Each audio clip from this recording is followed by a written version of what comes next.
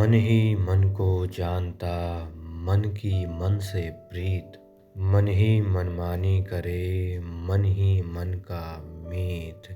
मन झूमे मन बावरा, मन की अद्भुत रीत, मन के हारे हार है, मन के जीते जीत। इसीलिए कहते हैं कि जैसी जिसकी मति, वैसी उसकी गति।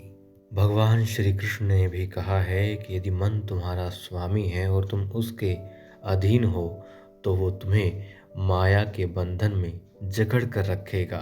और जब तुम मन को अपने काबू में कर लोगे और उसके स्वामी हो जाओगे तो वही मन तुम्हें मोक्ष के द्वार तक लेकर के जाएगा।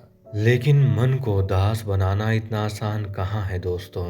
मन तो उस बंदर की तरह है जो कभी इस डाल होता है तो कभी उस डाल, जो वही काम करता है जहाँ से उसे रोका जाता है, टोका जाता है, मना किया जाता है। क्योंकि बंदर का काम बस उछलना है, वो उछलता रहता है। इसी संदर्भ में दोस्तों एक कथा बताता हूँ। एक बार एक धोबी था, उसके पास एक गधा था, एक बंद और एक बकरी। अब गधे को तो वो घाट पर ले जाता, अपने साथ कपड़े धोता, उस पर लाद के लाता और पीछे से बंदर अपनी रस्सी खोल देता और खूब उछल कूद करता, सारा सामान इधर उधर गिरा देता। और जब जैसे ही आने को होता, धोबी वो अपनी रस्सी बांध देता और बकरी रस्सी खोल देता। अब बकरी को धोबी आते ही खुला पाता, सारा सामान बिखरा पाता, सारा खाद्य पदार्थ खाया हुआ पाता।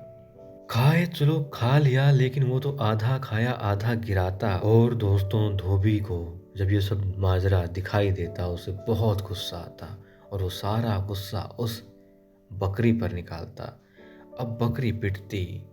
तो दोस्तों बस यही कहानी है हमारे मन की भी। ये बंदर है हमारा मन और बकरी है हमारा शरीर। अब दोस्तों बंधा हुआ तो हमारा मन नहीं है और भुगतना बकरी रूपी शरीर को पड़ रहा है। तो दोस्तों ये कथा हमें बताती है कि मन को काबू में रखना बहुत ज़रूरी है, लेकिन मुश्किल भी है। और मन जो कि दिखाई नहीं दे रहा है, शरीर के भीतर है, लेकिन उसका बंधा होना, उसका लालच में इधर उधर कूदना शरीर को ही फ़ायदा और नुकसान पहुंचाता है। अब हमें तय करना है कि हमें मन को बांधे रखना है या फिर खुला छोड़ करके शरीर को कष्ट देना है। और यदि उपाय की बात करें तो उपाय है बस जाग जाओ, सजग हो जाओ, खड़े हो जाओ, आंखें खोल लो। जी हाँ, ध्यान दो अपने विचारों पर, उन विकारों पर जो शरीर को अस्वस्थ कर रहे हैं, मन को पस्त कर रहे हैं।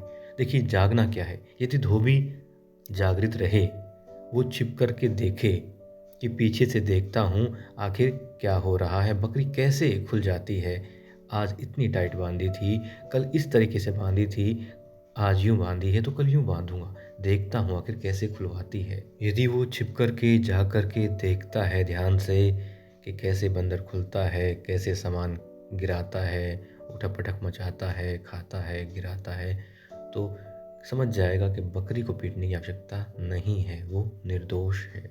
ठीक उसी तरीके से यदि हम ध्यान दें अपने मन पर, अपने विचारों पर, अपने कर्म पर, क्या कर रहे हैं, कैसे कर रहे हैं, कौन सा विचार आ रहा है, जैसे ही कोई गलत विचार आए जाग जाओ, उसे तुरंत उस पर ध्यान दे करके हटाओ। दोस्तों बस यही कामना है कि आप सब अच्छा स्वास्थ्य, लंबा जीवन पाओ और अपनों के साथ में सदैव यूं ही मुस्कुराओ।